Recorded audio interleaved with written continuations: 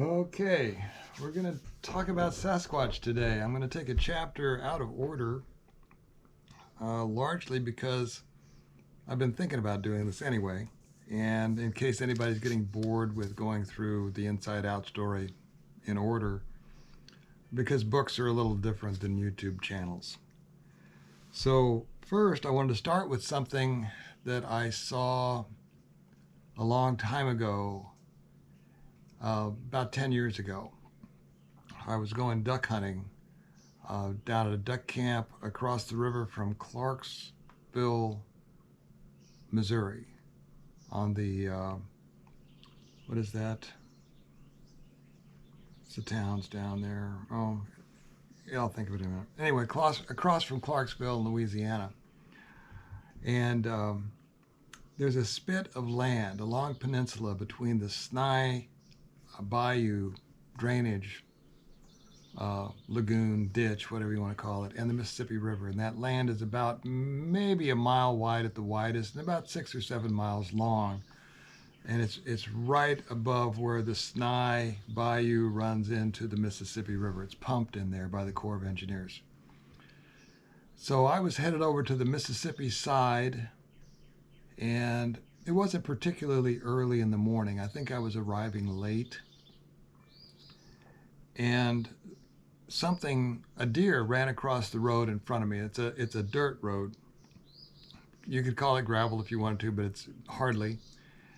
And a deer ran right across the road in front of the truck. I was driving a black Ford F-150, about a 2005 or 6 model, not particularly big, not set up real high.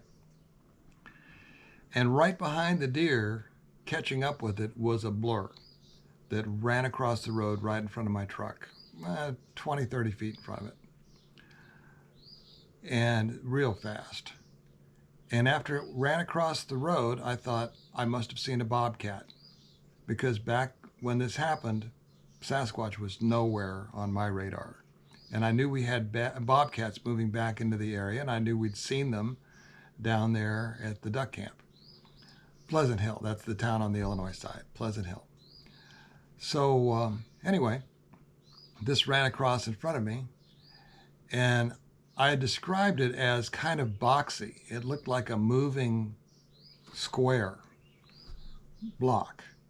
It had long legs, and it was running front feet, hind feet,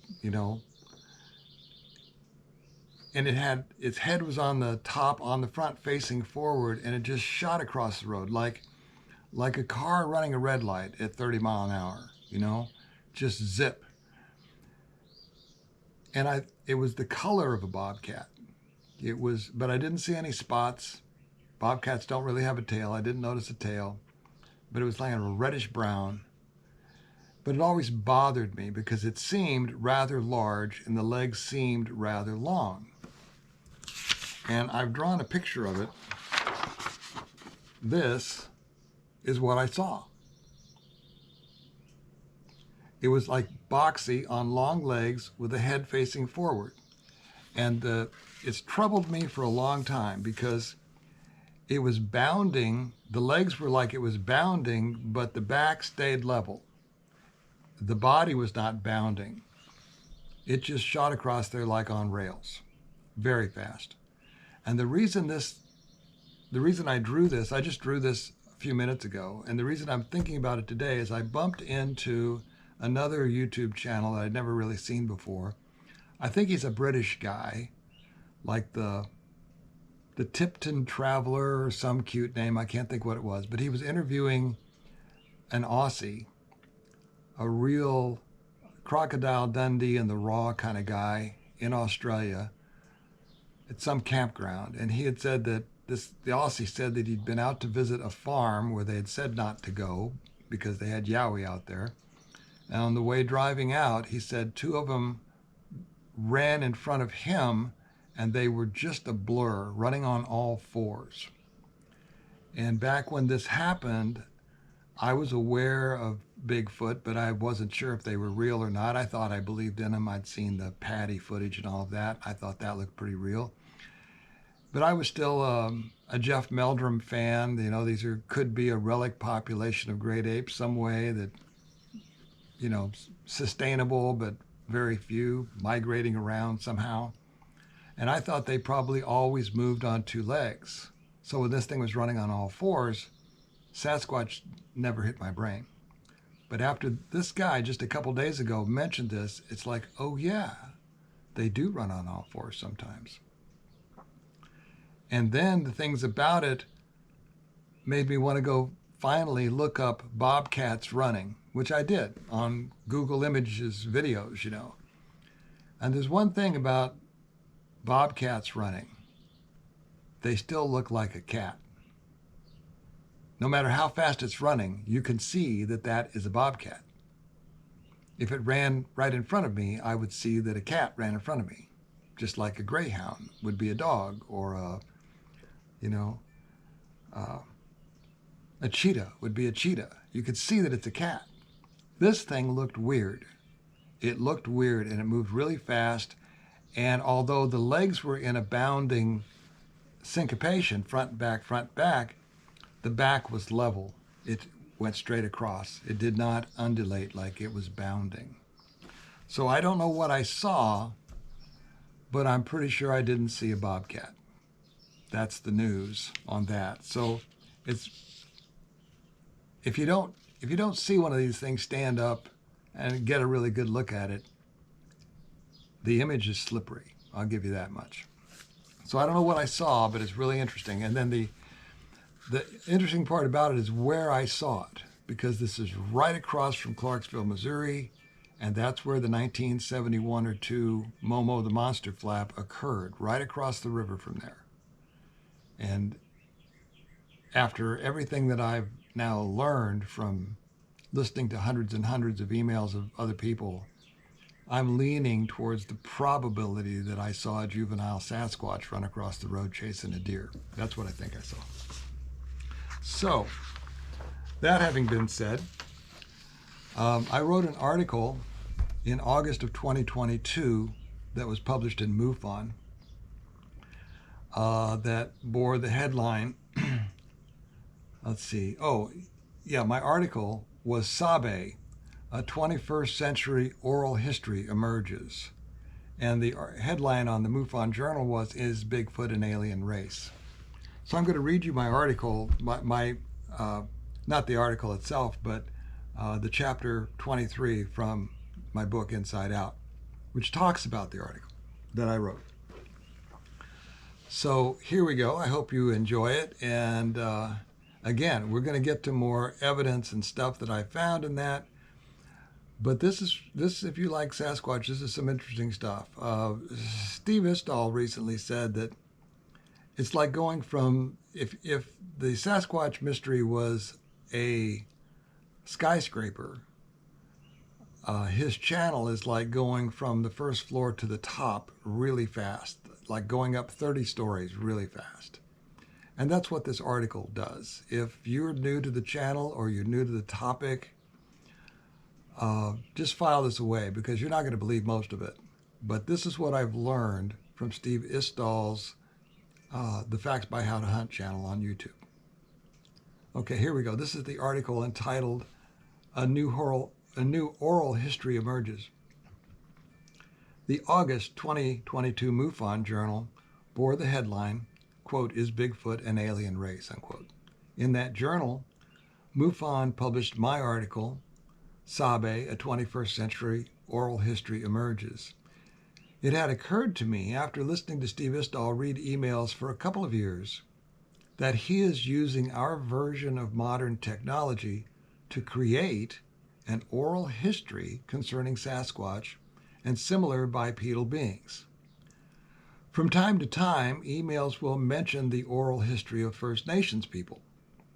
And this led me to realize that humans from across the globe, from across all national, racial, cultural, and social strata are, possibly for the first time, sharing their experiences with giants out loud. So I needed to mention this to somebody, and I wrote about it. I said in the article, quote, the stories update and validate the traditions of many indigenous cultures, heretofore ignored and maligned by the mainstream.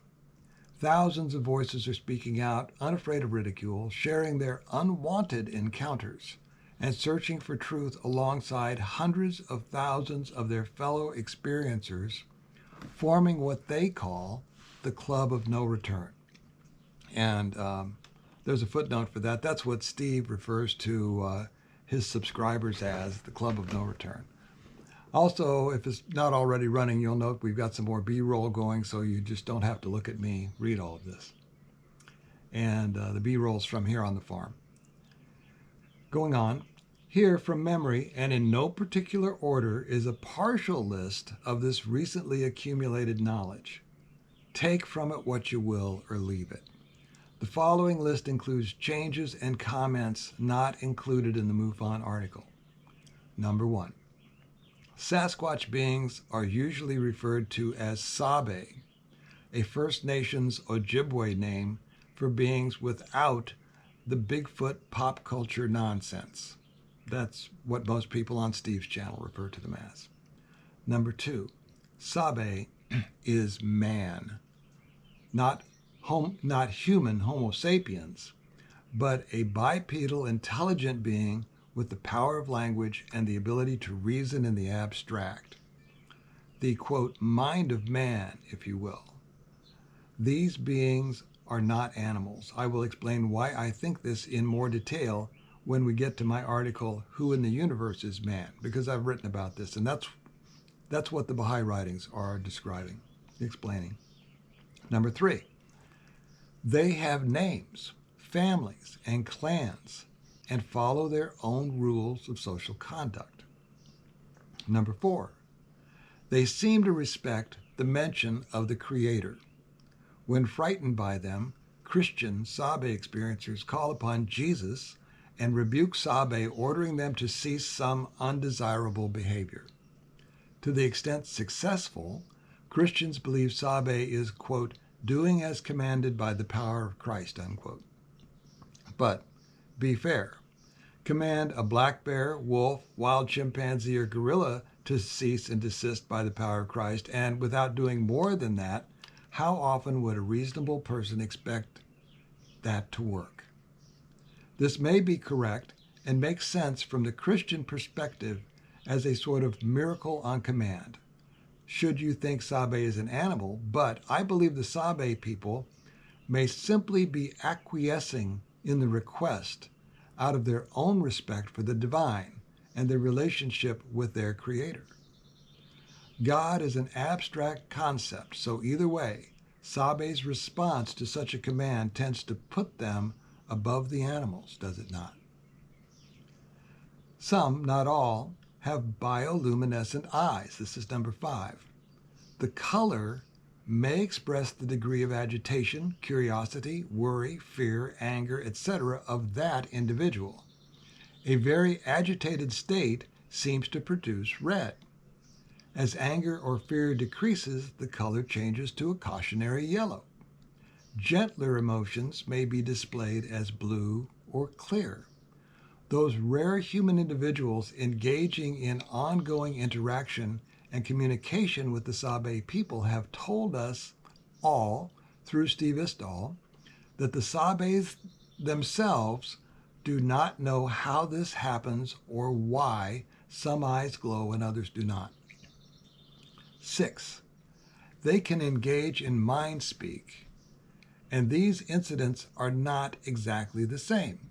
In some cases, including my own, the voice one hears in their head is the voice of their own internal dialogue, but the words come from elsewhere. Other people describe hearing a voice different from their own. Also, each person hears the words of their own language. This, I feel, is a tremendous insight into the human mind. I doubt the Sabe know every language.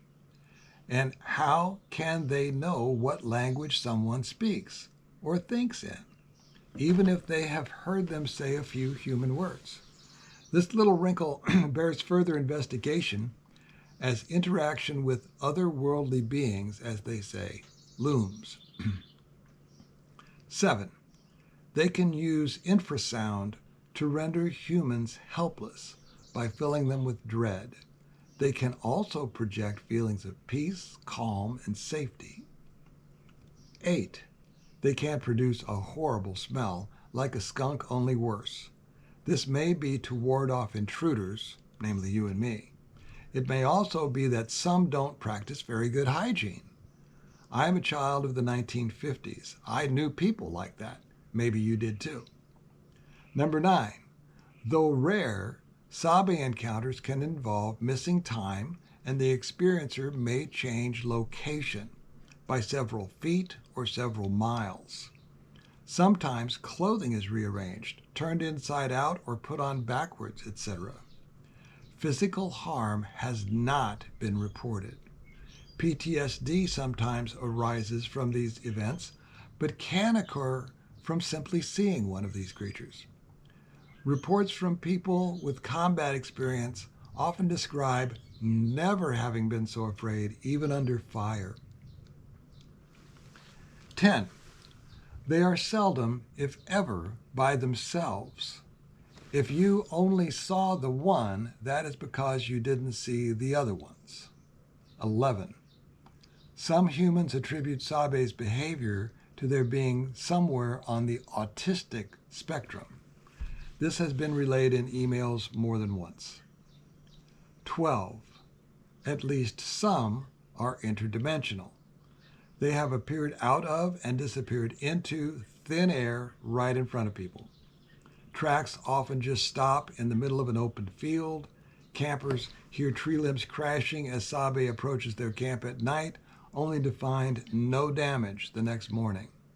My thought is that possibly, as the interdimensional portal opens for the Sabe, the sound of Sabe tearing up Jack comes through from the other dimension. The damage heard was not actually done where the listening human was located. This is merely my guess. 13.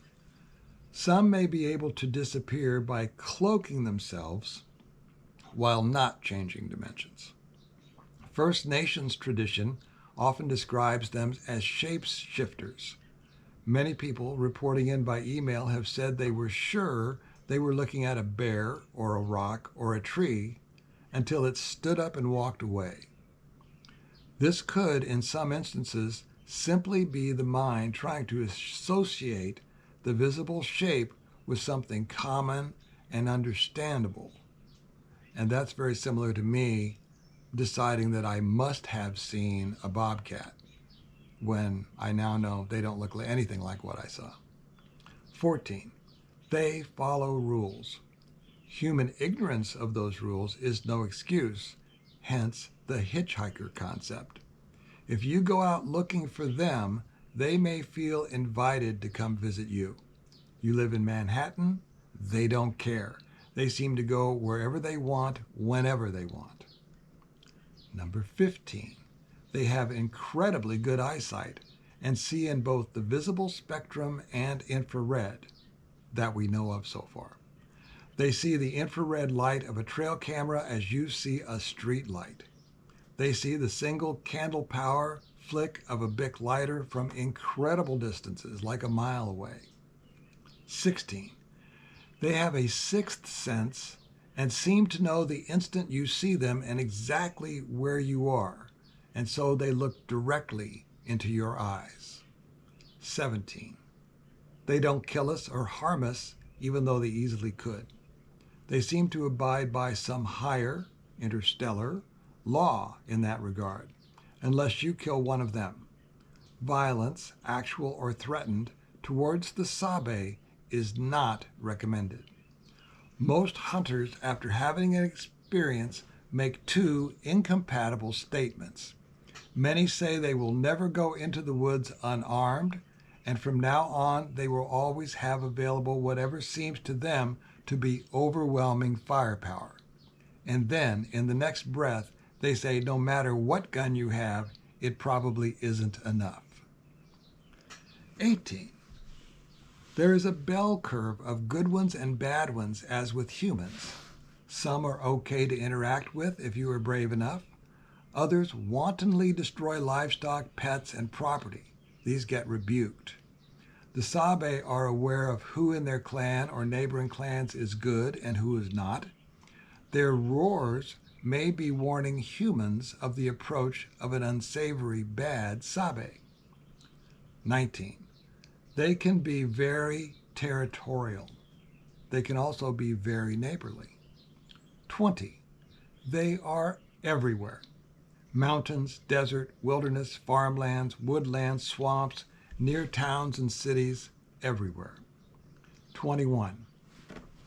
Orbs, UFO, and other paranormal activities sometimes accompany Sabe sightings. Number 22. The Sabe genome has been sequenced by way of hundreds of samples. Mainstream science claims otherwise. But remember pre-Tic Tac, when we were alone in the universe on the only habitable planet because all life needed liquid water at the surface. They were right then too and said so. You probably saw it. It was in all the school books. 23. When you go where Sabe might be, it doesn't hurt to let them know your intentions are good, that you mean them no harm and wish to be left alone. You can do this by offering them your thoughts or by speaking out loud to the woodline. When I do it, I prefer to be alone so I don't look crazy, and I speak respectfully as I would to any neighbor who I share the area with. And then 24, the last of the list.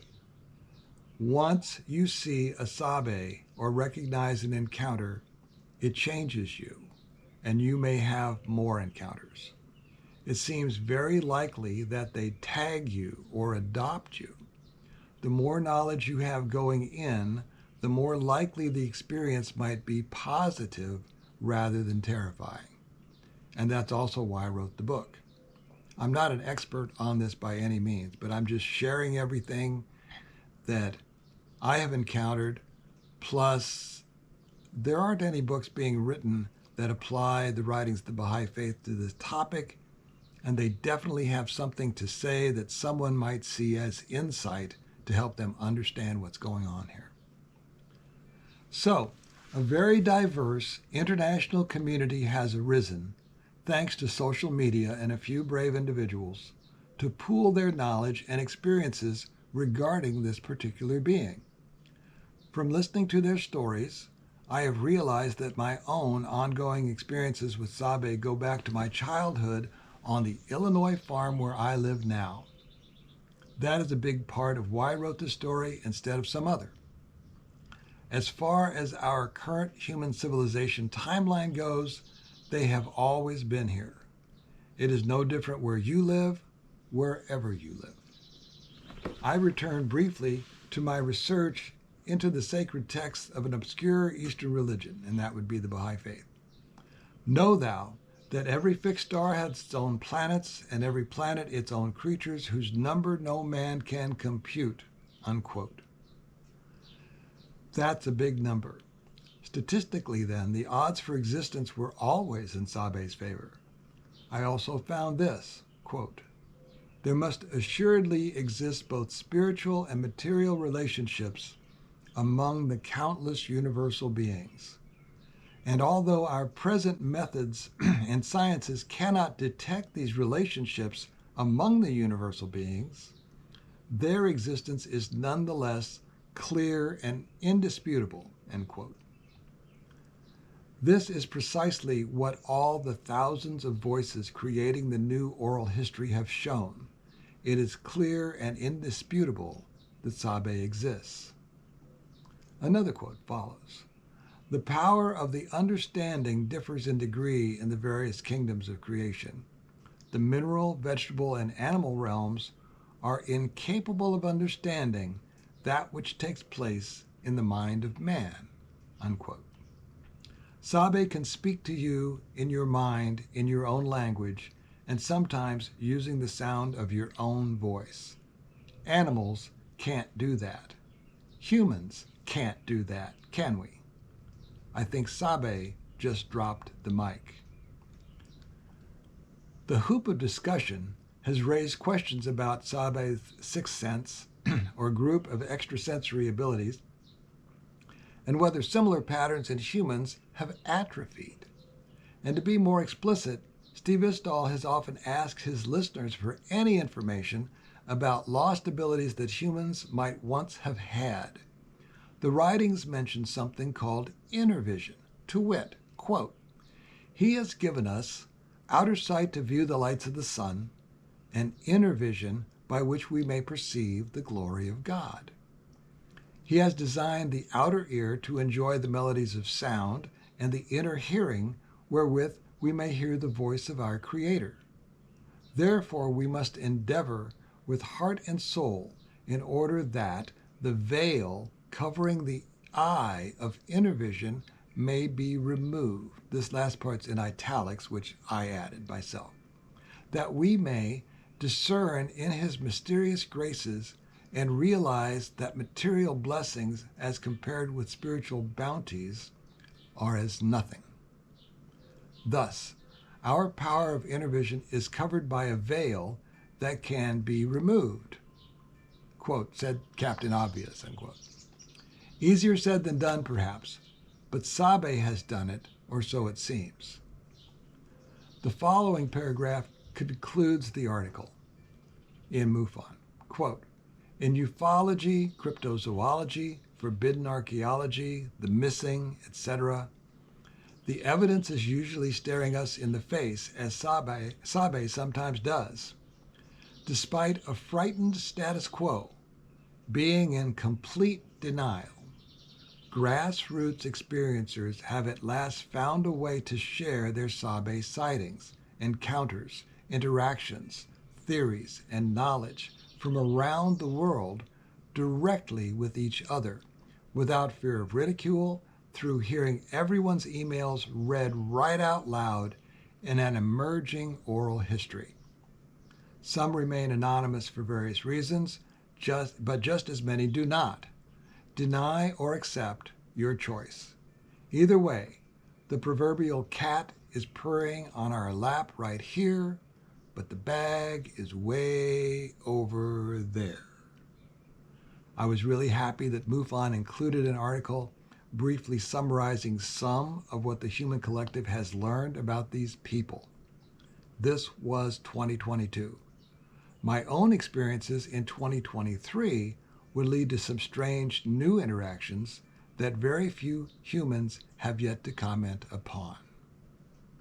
So I'll leave it here this time. Thanks for stopping by. I hope you enjoyed it. And I'll see you next time. Bye.